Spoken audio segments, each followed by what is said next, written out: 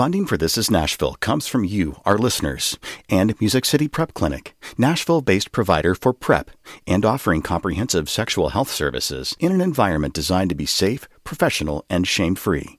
Learn more at musiccityprep.org. I'm Khalil A. Colonna, and this is Nashville. Today, we're celebrating the life of Nashville native, civil rights icon, and community leader King Hollands. Mr. Hollands passed away in December of last year and is missed by so many, including us here at This is Nashville. Now, King Hollands had his first experience as a civil rights leader in 1954 as one of the first of 14 black students to desegregate Father Ryan High School.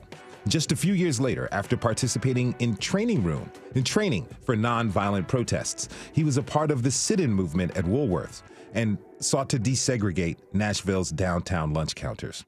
Throughout his life, as a member of the Metro Human Relations Commission, as president of the Organized Neighbors of Edgehill, and even as a neighbor to all here in Nashville, Mr. Hollands continued to step up to injustice, fight to preserve Nashville's African-American history, and love his family and friends. Now, just over a year ago, on February 13th, 2023, we had the privilege of having King Hollands, Professor Gloria McKissick, and Frankie Henry on This is Nashville on the 63rd anniversary of the start of the lunch counter sit-ins here in Nashville. Let's take a listen back to King describing what the moment the sit-ins officially started meant to him.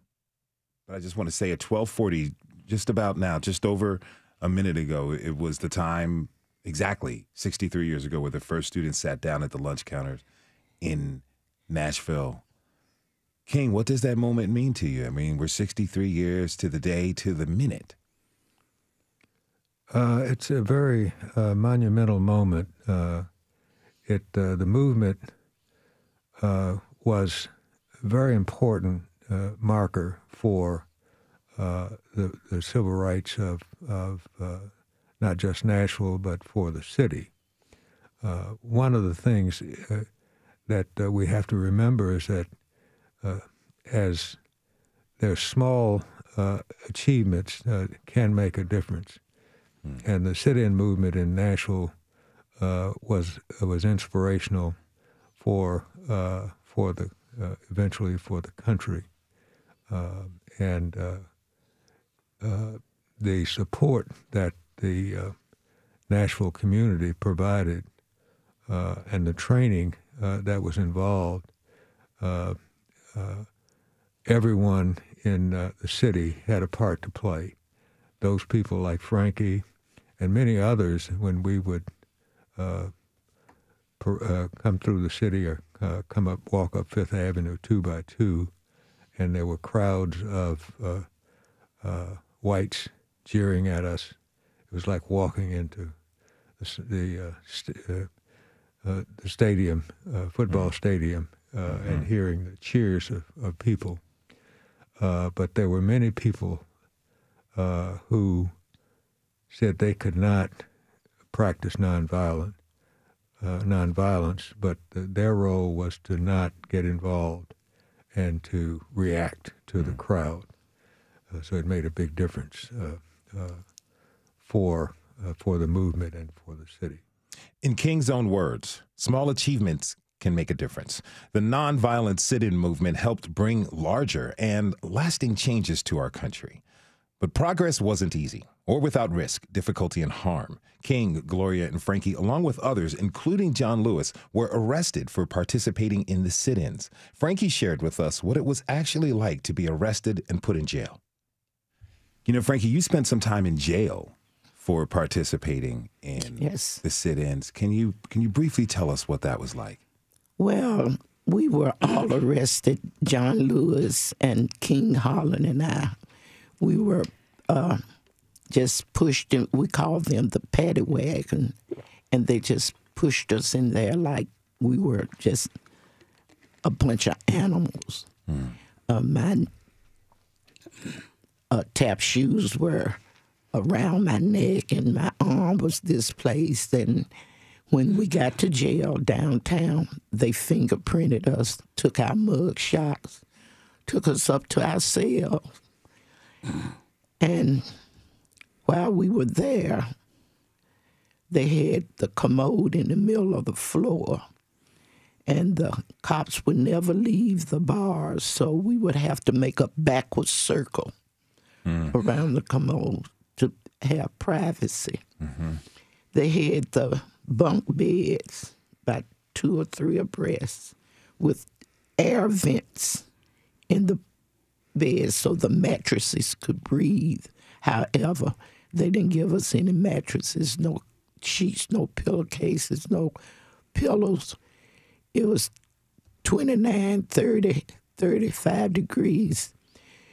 We would take our compacts and open them up and put them between the bars and slant them over so we can see King Holland and John Lewis in the next cell. It snowed some of the days we were in there, and they had to go out on snow. John Lewis and King Holland, all the guys had to go out on snow details. King shared about how different people played different roles in the nonviolent movement. Not everyone was meant to be on the front lines, risking getting arrested or facing cruel, if not violent, pushback. There were others who organized, others who worked to raise money for bail, even others who offered prayers and support. And he valued it all. Here he is explaining the impact that the community really had. King, how were you able to keep yourself, your spirit up, and your mind focused?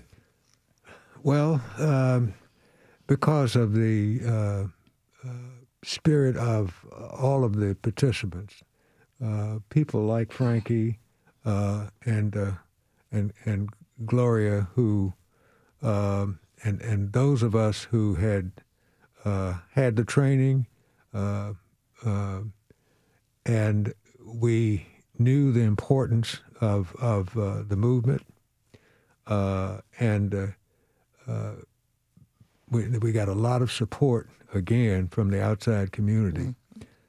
Most people don't realize that it wasn't just the people downtown, but the outside community also participated. When Vivian Henderson, who was the economics professor at Fisk, proposed an economic boycott for Nashville downtown, and we were arrested prior to that, and part of the efforts there was to show the city that we needed to put some pressure on the city to do some things. People in the city supported us with money, property values, and those kind of things to provide bail for us, because it was not a good feeling for especially the females to sleep on those slats without any cover or bedding, and to have that treatment. And the food was again in a very small cup. King Hollands is a part of our history. It can be easy to think of him as someone written about in news articles and history books, but he was also a human, a person, brimming with love and warmth. To tell us more about King Hollands, the person, we're joined by 2 people who knew and loved him.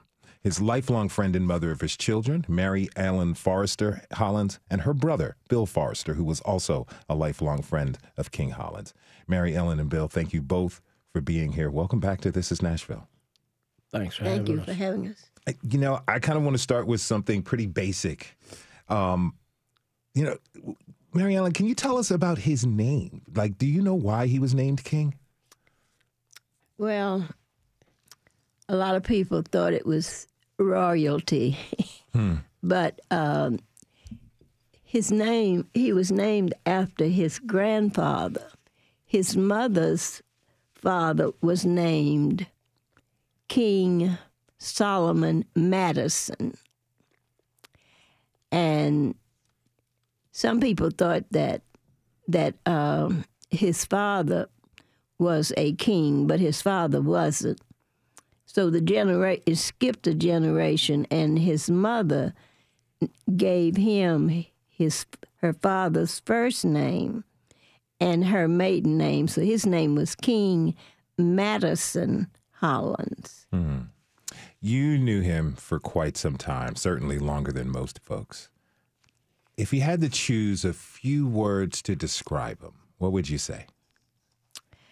Well, being in the 4th grade and sitting in the seat in front of him, I don't think you really want me to say what I thought about him. Oh, really? In those days, you had to raise your hand when the teacher would ask a question, and he would always poke me and say, "Put your hand down. You don't know the answer."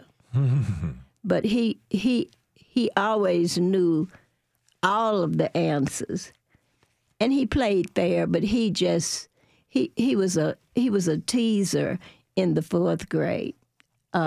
We lived right around the corner from each other, but in those days we didn't hang out. We didn't hang out on the street or anything. He would, I would see him at school. And later on, we would go to St. Vincent for CYO that was dancing on Sunday nights. Mm-hmm. And he was quite a dancer, he and his sister, Cassandra. Okay. They were quite dancers. Being that they were Church of God in Christ children, I don't know when they practiced. Okay. So he had swift feet out there. Yes, yes. Bill, what do you remember about King from those days? Well, King was 8 when I was born, and so my memories would start around the age of 5 or 6, mm-hmm. which would make him 13 or 14. And he was always helpful. Yeah, he would always chip in. He lived right around the corner. Our folks we were privileged in that we had a recreation room upstairs. And so a lot of the neighborhood kids, because there was no center to go to or anything, they would come over, and if there was a hangout place, that would be it. And we had pool table, ping pong table, pinball machines upstairs. That's pretty cool. It was a cool, nowadays people have those things in the basement. In the older days, back then, it was the attic or the upstairs. Mm-hmm. So that's, our family had converted that entire, the top floor was a recreation area. So I knew King from then, and he was always a gentleman. He was a gentleman and a scholar. Learned, there might be times when I didn't understand a question for school, and it was easier to go to King than to go to my father, especially. Oh, really? Yeah, my father would give you'd have to go get the encyclopedias and the dictionary. I mean, you'd have to dissect everything. But mm-hmm. King was very, very, he was to the point. Growing up, there were older guys in my neighborhood. Some of them were cool. Some of them kind of treated the younger guys, bully us around. It didn't sound like King was that way. He was kind to everyone. No. He was helpful. Mm. You mentioned his intellect, and what is known from everybody is how smart he was. He studied physics in college, but he kind of, what I understand, he accidentally got offered a scholarship. Mary Ellen, can you tell us what happened there? Well, first of all, he had gone to Father Ryan, and that was a big deal because the curriculum appeared to be pretty strict. And he went with his friend to Fisk. The friend was trying to get into Fisk University, and I really cannot understand how in the world they would let a kid come in without registration papers or anything, but they gave everybody a test. His friend got a test, and they gave him the test. And he sat there for maybe a couple of hours and did the test. Well, he didn't. He just put his name down, address, whatever. And his mother got a call saying, "We would like to welcome King to a basic college program." Said he did an exceptional had an exceptional score on the test. And the mother was trying to say, oh, no, he didn't take the test. He went with somebody. They said, no, we have his information right here. Mm-hmm. And at the time, President Johnson had the theory that if there were students that had an exceptional mind, that if they could take a test and enter, pass, make a good grade, that they would be allowed to start their career instead of going the 10th, 11th, 12th, step by step. Okay. And this is what happened to him. Wow, he accidentally got himself a scholarship to Fisk by accompanying a friend while he was in high school. Yes. You don't hear about that. That's kind of unusual. When the news of that broke, what was the news in the neighborhood like? What were people talking about? I was mad because I said, boy, you don't need to be going to college now. You're too young. But, he went on and held his own and bonded with, with other basic college students. They had a special dorm that they lived in. But the classes and everything were pretty much the same as the freshman classes. Okay. Now, Bill, was King like a neighborhood role model for you? Well, I don't know so much about the neighborhood, but for me, he was more of a model as I got older. And there were times, especially like when I was in college, and we had a demonstration at my school at Kent State University. We had shootings and all. But King and I got into a lengthy discussion about Mahatma Gandhi. And I said, oh, yep. And then he broke it down to me. And as I thought about it and as I read up on Gandhi, I realized that his training with the civil rights really started at the Highlander folk school in Swanee, Tennessee. And same school where Martin Luther King, Rosa Parks, a number of civil rights individuals went to, and they learned about nonviolence, about truth and honor, about perseverance, about forgiveness. And that kind of let me understand or helped me understand what his character was. I mean, that happened in 1960. Yeah. So, he learned how to take the abuse, take the spitting on someone, the punching someone without fighting back. And it took a special person to be able to do that. And he would often relate that with me by saying, if somebody hit you playing football, what would you do? I said, well, I hit him back. Yeah. He said, you can't do that. He said, if you get up and don't fight back, they're going to look at you in a different perspective. And that's the way King was. So he exemplified the teachings of Mahatma Gandhi. Absolutely. Absolutely. I mean, and there's several teachings from, belief in yourself, in your inner self, a belief that in your mindfulness of what can happen if you perceive things in a certain way. If you perceive things to be bad, they're going to be bad. If you perceive things that you can correct them, you can correct them. Thank you both so much for being here. We're going to take one quick break. When we come back, we're going to hear more stories about King Hollands from his daughter, Kisha. You stay with us. This is Nashville.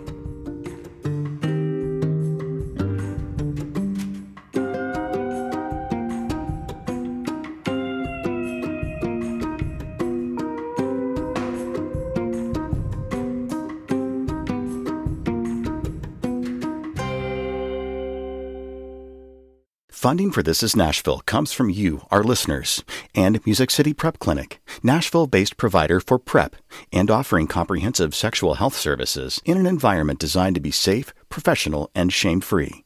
Learn more at musiccityprep.org. I'm Khalil A. Colonna, and this is Nashville. Today, we're celebrating King Hollands, a member of the Nashville student movement who worked to integrate Nashville lunch counters in the 1960s.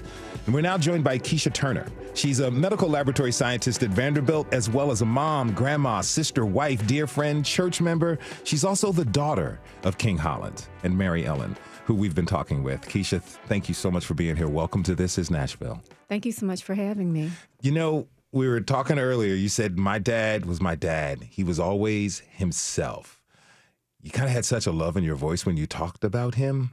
How would you describe your father to someone who didn't know him? My dad was a loving, courageous, reliable, honest,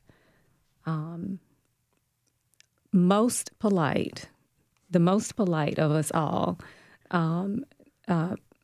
person that I ever knew, the nicest person I ever knew. Just someone that brought me so much love as a father and passed many things on to me. What is the trait that he passed on to you that you're most proud of? I guess being hardworking, responsible, a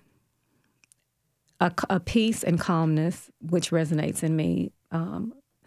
That's something that I really took from my dad. You talked about his kindness. Some people are nice. You know, we've done episodes about Nashville nice, but my parents taught me that nice is very different from being kind. The way you describe your dad, he was inherently kind through every cell of his body had that. Talk to me about how you saw him in the world and how that taught you a way to be in the world. Well, one of the things that my dad often did, he made you feel like you were the most special person in the world. Anytime he met someone, he never met a stranger. He'd just meet you in passing, possibly. He'd remember small details about you, and the next time he saw you, he would ask, "So how's this going? How was this going? How was everything?" And he often would recall whatever was on his mind, and just bring joy to you. Mm. You have a younger brother and a younger sister. Apparently, when you all were kids, you would always call your dad at work, even in the middle of the day, I understand, to get a hold of him? Oh, yes. He was always available to us. We knew his phone number. And actually, at his memorial service, I recited it to his old boss, and he looked and he said, "Wait a minute." I said, "No, that's the phone number. I know it because we called it whenever we didn't like what we had for lunch." Okay. And we called my dad and say, "Daddy, please bring us something to eat." And it was funny because he was just that type of person that you could contact him at any time. He was open to that because my siblings and I had my mother's phone number, and we would call her at work, and not to such, let's say, great results. Oh, yes. It's very different for us. Now, your dad was a bit of a walking encyclopedia, I hear. Oh, yes. Okay, so he used to take your siblings to Percy Warner Park, and he would... What made those trips so special as you all went through hikes and what he taught you about what he learned? Well, he taught us about the environment, about the different flora and fauna. Say, oh, there's a redhead woodpecker. There's a white owl. And he would, make the sound and the owl would echo back. He'd show us much of the flora and fauna, Jack in the Pulpit, the crocus, the different, my brother was saying there's some plant that Daddy would let us touch, and then it would close up and everything. So we spent many days with our dogs. We had St. Bernards growing up, walking through the park, just talking about everything in the whole world. And this is something that I passed on to my children and my nieces and nephews, still to this day. we go to we call it the hiking part, Okay. for a good workout too. Yeah. Up the stairs, up and down the stairs at Percy Warner, but just to get a breath of fresh air and think about my dad. How do you feel carrying on that tradition? Do you share stories with the next generation about your dad and who he was? Oh, most definitely, most definitely. They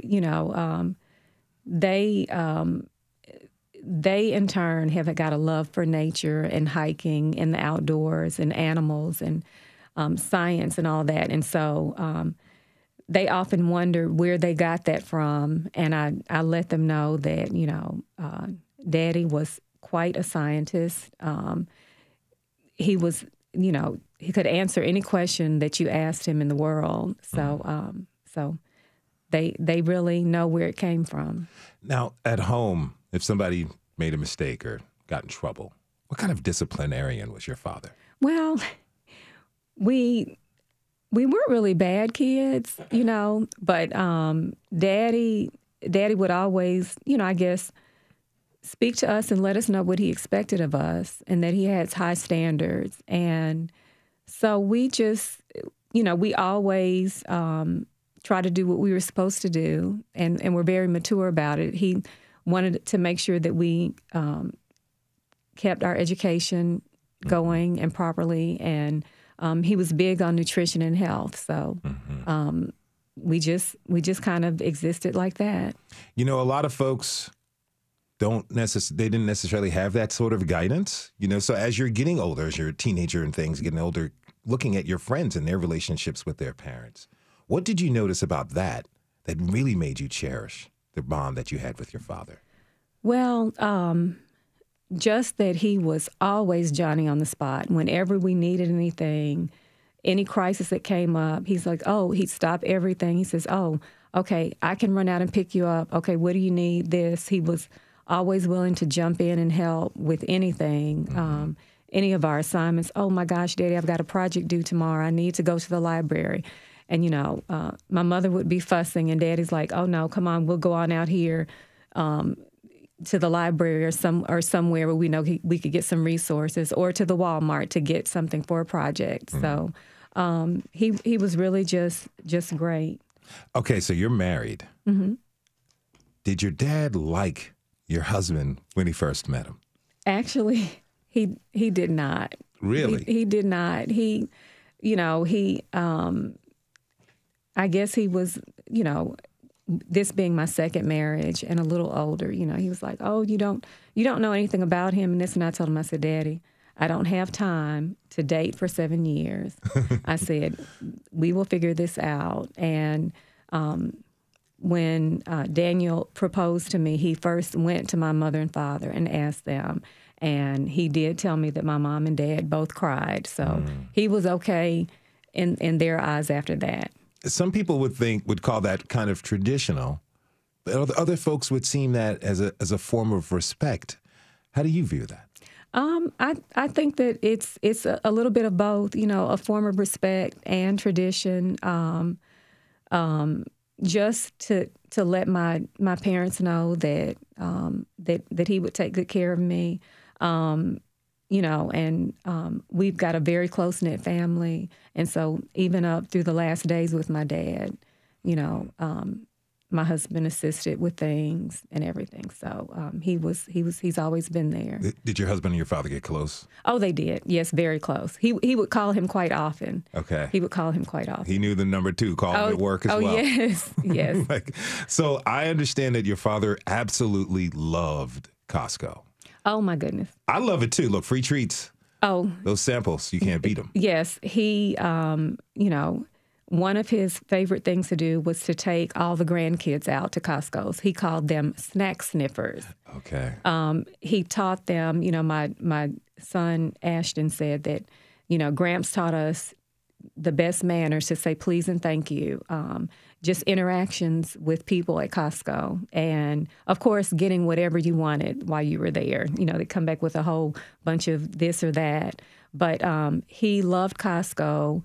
He loved running out there, getting whatever you needed, salad, chicken, whatever the latest and greatest things was. Mm-hmm. He would go out and get it. But he he most definitely loved Costco. And it's, and that's something that we've introduced to a lot of people that we know and love too, just because of the convenience and everything. It's interesting because he's taken his grandchildren out to Costco, but they get to see in real time grace, honor, integrity, how to treat people from watching and observing their grandfather.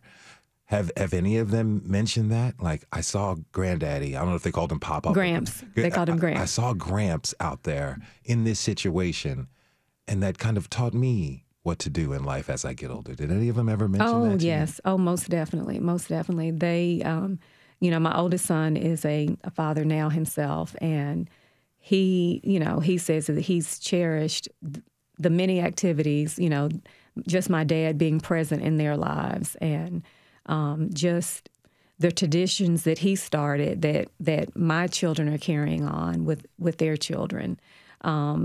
They've really appreciated everything. I know another tradition that he was really good at was cooking. Oh, yes. Apparently. Oh, yes. Yes, he was quite the chef. He loved doing breakfast. Blueberry pancakes were his specialty. Mm-hmm.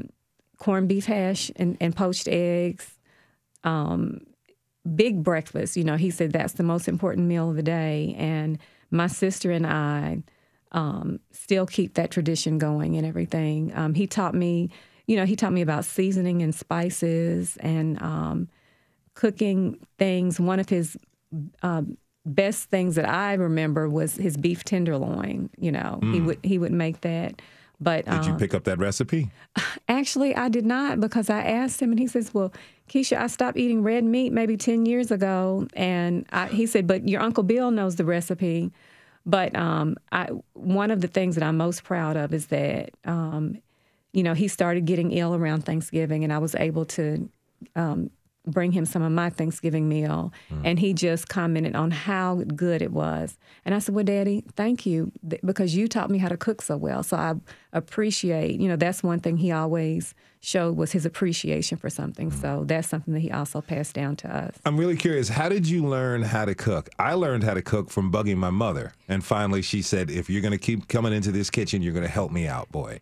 Did your dad take you under his wing and said, "Hey, I'm going to show you this," or did you express a natural curiosity for it? Well, my grandfather was quite the chef. My mother's father was quite the chef. And so we would be, as little children, in chairs, chopping onions, bell pepper, celery, just the most things. And so I remember always, and my love for good food. I love good food. So, and Daddy just, his mom was a great cook. I remember her cooking a lot, and he cooked for her at the very end of her life a lot. So he just passed down those skills to us. Mama didn't like cooking a whole lot, but Daddy really enjoyed, adding things to make them taste good. He's like, "Oh, the bay leaf will do this. Oh, cook it this way. Do this.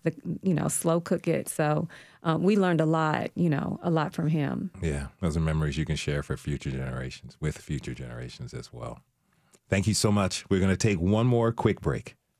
When we come back, we'll talk about the life and legacy of King Hollands with Mary Ellen, Kisha, and Bill. Thanks for being here. This is Nashville.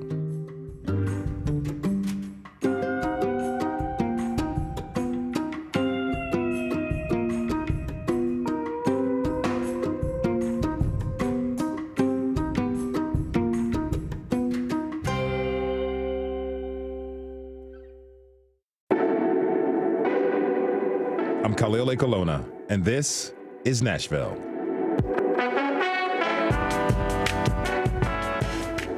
King Hollands passed away peacefully in December. His memorial, held at Fisk Chapel, was attended by hundreds. To many of those who came to show their respects, King wasn't a distant figure to be revered. He was a friend and champion of them. We are honored to celebrate his life and meaningful impact on our community, the city, and beyond today. We're joined once more with his lifelong friend and mother of his children, Mary Ellen, his daughter Kisha. Also with us is Bill Forrester, also a lifelong friend of King Hollands and brother of Mary Ellen. Again, thank you all so much for being here. I remember meeting Mr. Hollands when we did that episode about the Nashville lunch counter sit-ins. And sometimes it's a practice of mine to walk guests to the door, particularly revered guests like King is. And, we stood outside and talked for a long time about the city and about what he has been through and kind of where he's seeing the city go today. Later on that year, I had the honor of being a moderator for a panel to save the Morris building down at Namam. And I got to see him there. He was there along with Frankie and Miss McKissick. And he kind of called me over, I said, "Yes, sir." And I knelt down and he whispered in my ear, "Thank you for everything that you're doing for our city. Thank you for everything." And, there's been a few moments like that, but it really meant something coming from him because I just knew how important that was and the drive that's there. And that's just my personal story to share. I wish I had more moments like that with him, but I felt everything that you all have been describing about him and his impact. Kisha, your dad, he had an illness and he passed away rather quickly. But, as you shared, it was peacefully. How was his peaceful transition? How did that help you come to grips that he's no longer here? Well, it really just, he was so peaceful. He led us. He told us what he wanted done, what he didn't want it done, and we just followed his instructions. He was like, "Are you helping your mother? She needs you to wrap those gifts for her. She needs this done." And, up until the end, he was at peace. My sister's got a flower shop, and so he was often one of her drivers. So he was worried about some of her deliveries and everything. Oh, the poinsettias, I've got to get a pecan pie for Kanya's worker, I need to go to Costco. We were like, "Daddy, you can't go to Costco." He was taking phone calls from Miss Gloria a few days before he passed, just answering her questions and then hanging up the phone and going on to the next thing, all in the midst of being on oxygen and everything. So he definitely led us by example. And although we hated to see him leave, we were so honored to have been in his lifetime. Mary Ellen, it sounds like his purpose was about serving everyone in the community. That's correct. And I didn't realize we always had a calendar, and he would come over in the morning and help me with my sister. And he would put her to bed at night, and I would say, what are we doing tomorrow? And he'd look at the calendar. He said, "Well, whatever you want me to do." And a lot of times I would have a friend that needed something, and I would say, "Oh, girl, don't worry." I said, "Mr. King will come over, and he'll take care of that tomorrow." I always volunteered him to do things. Yeah, I'm sure he didn't mind either, did he? He enjoyed it. Now, and just a few weeks ago in February, you all had his memorial. Can you tell me about what that was like? It was a history lesson. A lot was revealed about Nashville, about the changes. My brother was the MC, so you could speak more on that, Bill. It was a history lesson, and it was well represented. We had political people, Mayor Cooper, Congressman Jim Cooper, Mayor Freddie O'Connell, Justin Jones was there, and proclamations were read. It was an inspiring 2 hours. It was a history lesson. 2.5 hours. 2.5 hours. Now, I understand that some of that 2.5 hours was a lot of people who wanted to speak. They were given a 5-minute time, but they really couldn't contain their stories and memories. Right. And they kept going. I mean, for y'all, what did it feel like to hear so much outpouring, such a great outpouring of love for King?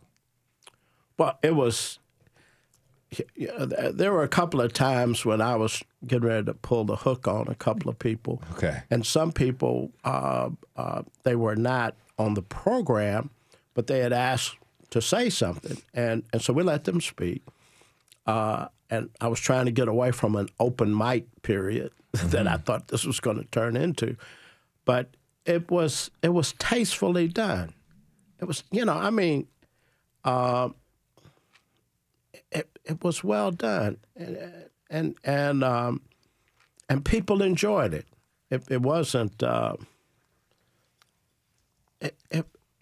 it gave a picture of then and now.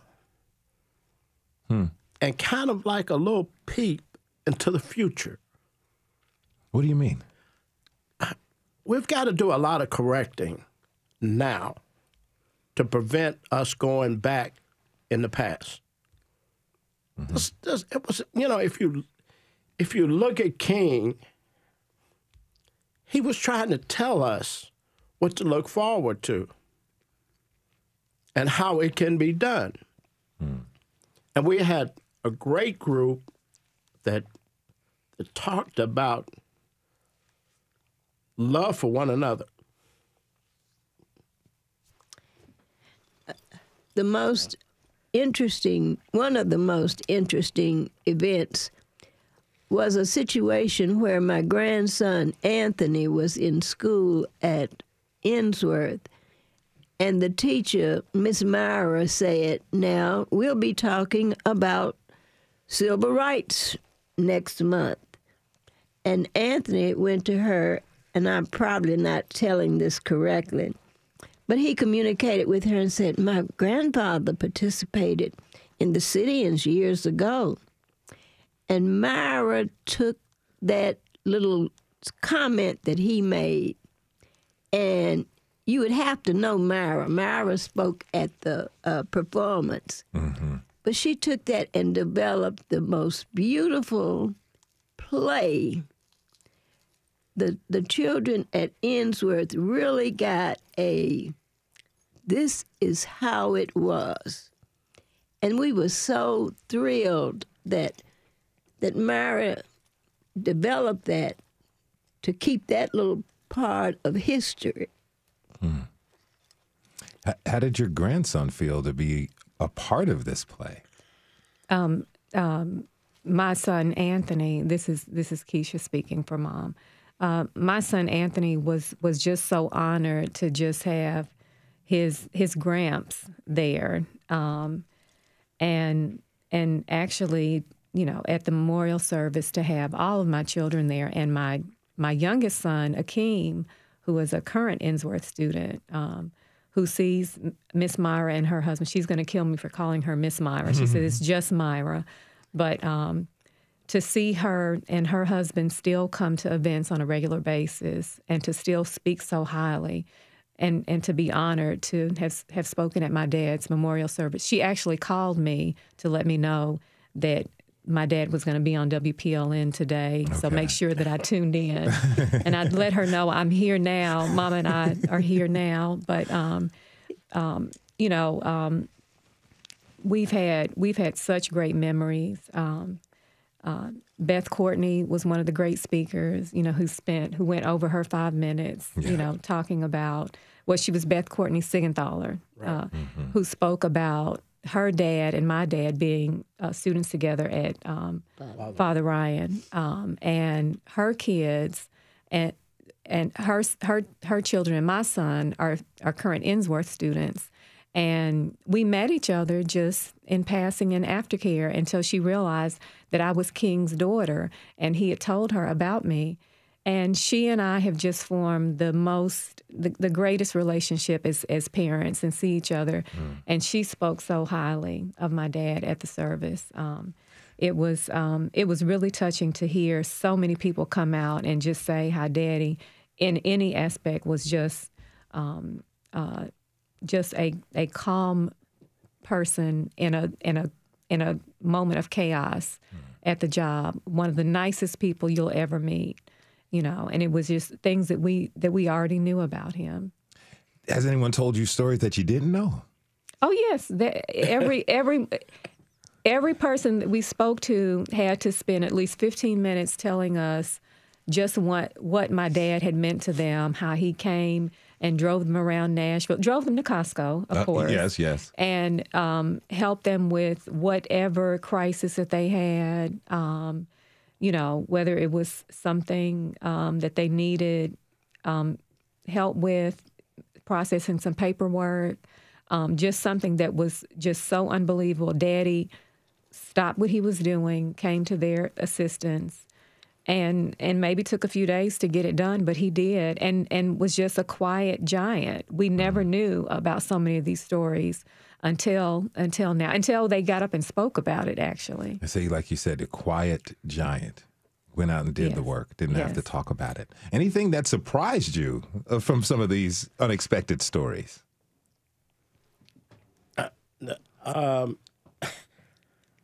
As the MC, I had kind of worked out a little schedule, and between people coming up, I was going to have something hilarious to say about King, stunts that we would pull on one another. King was my brother-in-law, and there were a lot of funny things, and my favorite was and I'm going to make it real short, but he introduced me to golf when I was 24, and he gave me this beginner set, his set. He bought another set, and the next year we got together, we were playing golf, and I beat him so bad that he told me, "Let me have that old set back, because you straightened it out." True story. I didn't give a set back to him. But kept it. No, I just practiced a lot more. Do any of you feel like you're with him, like he hasn't left you? Oh. Do you feel his presence still? Most definitely. One of the things that I did want to say that I forgot to mention is that you all were a part of our lives, because he was a lifelong WPLN listener. From when we were children, we listened to the classical music. I put my children to bed at 6 p.m. all summer long to WPLN, which they call the night music. I'd close the blinds. I say, "Those are not children outside playing. It's time for you to go to bed." But we listened to your station, along with his New York Times papers that he always had that we couldn't throw away. But you have been just a center in our lives. And I'll tell you something funny. When we went to go and kind of clear some of his things, well, just to tidy up, we turned on the bathroom light, and it was rigged to start playing your music, the station. Wow. So your station has been very dear to us our entire lives, and to our children and our children's children. So we certainly, I just wanted to say that. Well, for everyone here at Nashville Public Radio, WPLN, we're honored that we were able to be such a presence in a home that was full of love, honor, respect, authenticity, and integrity. Really do appreciate that. In thinking about, the first question I asked was about his name, King. How did he get it? And Mary Ellen, you said it wasn't necessarily royalty. It was passed down through other family members. But it sounds to me like he kind of lived up to the royal definition of the name. You ever reflect on that? No, but all of the community projects that he was a part of, I just want to say thanks to those people that covered for him at his job. And I wish that Sheena had been present so that she would understand. She said King would just leave, and people be saying, "Now, just where did that rascal go?" And he might call at 3 o'clock and say, "Hey, Sheena, what's happening?"